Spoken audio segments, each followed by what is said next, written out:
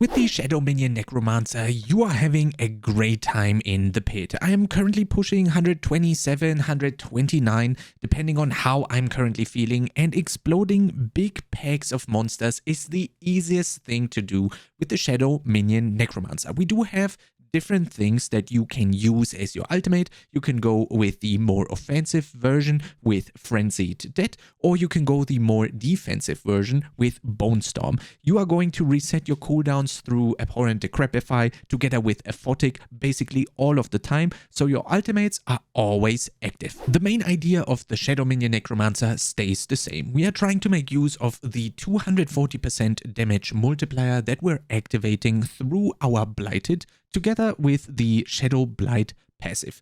This is being triggered by all of your shadow damage sources, basically Aphotic all of the time, which is active every time you press your Raise Skeleton, and the Aphotic aspect right here. This also has a crazy positive benefit through a bug where Aphotic is basically granting you 100% lucky hit chance to reduce your cooldowns through Abhorrent Decrepify every time that your Reapers are attacking the enemies. And we are also having a nice bug in our favor this time around in Season 4 for the Necros, is where when you are using the second upgrade on the Reapers, you are going to also get the first one for free, which is further going to decrease the cooldowns that you're having. So this little combo is basically what's keeping your cooldown not only on your ultimate, but also on the Golem active ability as low as possible, therefore creating insane damage spikes. Now, as you can see right here, I have the Golem Pit Push variant that will be linked down in the description below. And we also have the way more defensive setup where we are getting rid of Army of the Dead here in the Golem Pit Push defensive or hardcore variant. In this, we are changing, as I said, the Army of the Dead for Bone Storm, which grants us a permanent uptime on barrier through Shielding Storm, which is also being replenished all of the time, so you are almost invincible right here because the Bone Storm is also triggering off of your Golem. So you have two of those going off permanently, triggering Shielding Storm, regenerating your barrier every time it deals damage. So this is going to be a way more defensive setup, and especially in hardcore, this is very much needed to feel almost invincible.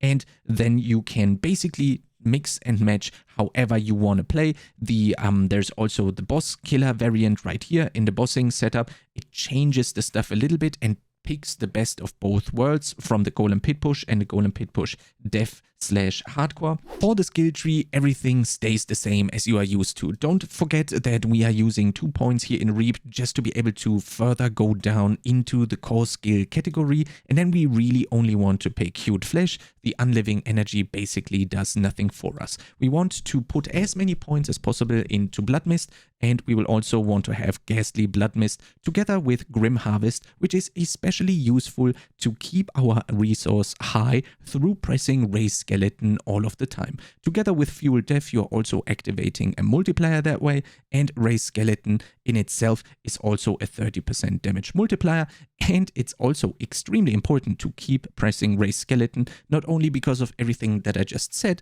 but also on top of that, you want to keep your Flesh Eater up as much as you can. Ideally, you want to sync up the Flesh Eater uptime with your Blighted aspect, but I will go into more detail during the skill rotation section. Then in the curse skill category, we want to take all the passives, and in my opinion, one of the strongest spells in the game, Decrepify with Abhorrent Decrepify, fueling our cooldown reduction as much as we can through the aforementioned interaction we have. And then Corpse Tendrils together with Plagued Corpse Tendrils, so we have a source of Vulnerable, which applies a 20% damage multiplier and is basically all of the time active, because the cooldown of Corpse Tendrils is also being reduced through Abhorrent Decrepify and Aphotic proccing over and over again. Necrotic Carapace is there to give us as much fortify as possible, basically being maximum fortified all of the time, getting us that nice juicy damage reduction on top of that. We are creating corpses by the Reapers through the second upgrade that is also using the first upgrade, and in the absolute natural way of how you create corpses. Then next up, Hellbent, extremely important, Army of the Dead, Prime Army of the Dead. We don't really want Supreme Army of the Dead. We can save that point because our skeletal warriors or skeletal mages aren't really dying. If you're bossing, that one might be pretty helpful on stuff like Lilith, for example, but I'm sure you are going to figure it out when you need it. Just in case you don't really know when you need it, you basically don't need it. If you can't figure out a way where this would be useful, don't worry about it. Then Inspiring Leader, which is very important to get a lot of crit chance. This is very important here. This basically forces you to have only 82% critical strike chance to reach the critical strike cap of 100%. And then we have Hellbent Commander, which is further amplified by our amulet, ideally as much as we can, to give the golem smash and the golem as much of a multiplier as possible. And then the bread and butter, Shadow Blight, to be able to activate Blighted in the first place. For the Paragon board, I suggest you check out the Paragon board down in the description, in the planner right here in the Paragon tab. And it's very important that we are talking about the cult leader node right here on the cult leader Paragon tree, because it is extremely important that you are stacking as much attack speed as possible, because naturally attack speed increases the damage you're dealing, but you're also getting a 30 multiplier every time you get a multiple of 20. So for 20, 40, 60, 80, in 100, you are cashing in on an additional 30% multiplier, which is obviously extremely useful because it's basically double dipping with attack speed. Attack speed increases your damage through attacking faster, and you're also cashing in on the multiplier here. Same goes for Hulking Monstrosity. Basically very straightforward to get 100 multi. That is completely easy to get, absolutely no question asked, and always active. Then the aforementioned Flesh Eater, extremely important to have, and also sync up the uptime of 6 seconds together with your Blighted, which is also 6 seconds. Definitely try out the Golem Pit Push variant as well as the Golem Pit Push Dev or Hardcore variant when you are struggling to stay alive. This is actually going to help you out tremendously and can maybe get you to push even higher into the pit because you don't die all of the time. The damage here is actually totally fine. I was pushing this build in hardcore during the pit ladder race with this exact setup to pit tier 112, and I only failed the pit tier 113 by 5 seconds and was able to secure the rank 1 spot that way.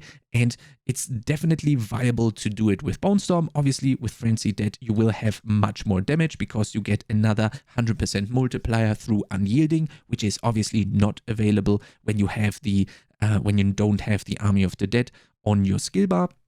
But if you want to use Holy Bolt Elixir, for example, you don't need the additional damage that is coming from Unyielding, the 150% on the necklace, and instead the Holy Bolt Elixir is going to carry your damage, and you basically just need to survive and let Holy Bolt Elixir take effect.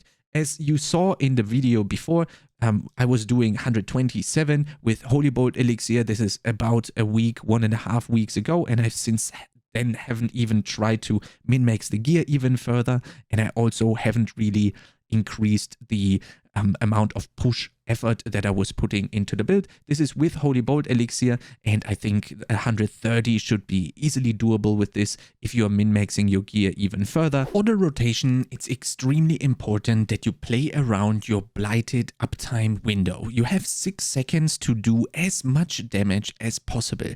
This is going to be very easily doable if you keep a track of your Shadow Blight buff on your attack bar. As you can see here, right now it was available for 6 seconds, and now it's stacking up again, and now it's active again for 6 seconds. During this time, you want to deal as much damage as possible, and you really want to spam as many golem actives as possible to maximize your damage. It is totally fine to press your golem activation outside of the Blighted window, but it's going to be much more damage if you have it ready when the Shadow Blight is just about to pop. So if you see it at 9, I wouldn't recommend pressing the Golem active and instead saving it so it's ready when the blighted window is up. Furthermore, it's really important to have all of your other multipliers active whenever your Shadow Blight is active. In this case, you really want to have your vulnerable from your corpse tendrils up, which is gonna last 3 seconds, which also means you need to recast it in between your 6-second blighted window. And you also want to have your amplified damage up all of the time, which is fairly easy because your curse on Decrepify lasts for 10 seconds. So that's longer than your blighted window. It's just important that whenever you are just about to hit that Shadow Blighted window, you make sure that you have cast Decrepify once, so you know you have that multiplier active during your big portion of damage. And then the most important part is Flesh Eater. It's extremely important to keep an eye out on your Flesh Eater buff right here. You really want to sync up the Flesh Eater buff together with the blighted aspect as much as possible. So your little mini game that you are playing is trying to hit the 5th corpse consumption through Raise Skeleton whenever the Shadow Blight is just about to activate. So for example, you're keeping track right now of your Flesh Eater buff. As you can see, it's 4, so the next corpse consumption is going to activate your Flesh Eater, and during that time you keep monitoring your Shadow Blight stacks, as you can see here, and then as soon as you are at 10, when it's just about to activate, then you are pressing that last Raise Skeleton, so that ideally these 2 windows are gonna be as synced as possible because both of them last for 6 seconds. And on top of that, you also want to have your Raise Skeleton up all of the time because that's another 30% multiplier. Unfortunately enough, this lasts 6 seconds, so you at least don't have to worry about that during your blighted window. All of this together looks like this, where you are basically spamming your golem activation all of the time while also spamming the Raise Skeleton to keep your Flesh Eater as close to 5 as you can, and then activate it whenever your blighted aspect procced. In the meantime, you're spamming your corpse tendrils to have the vulnerable up all of the time, and you are activating your Decrepify once every 10 seconds. As you can see right here, Blighted has just now been active. I'm pre-staking my Flesh Eater buff, I'm using the corpse tendrils, and as soon as the Blighted goes active, I press the last Raise Skeleton to activate the Flesh Eater. If you have any questions to the Necromancer or all of the other guides that I have on YouTube, I suggest you check out the Twitch that is going to be linked down in the description and also in the pinned comment below, where we are also going to do fun challenges where we are going to push for that 140 pit in a 2-man group. So it's either gonna be Oogie,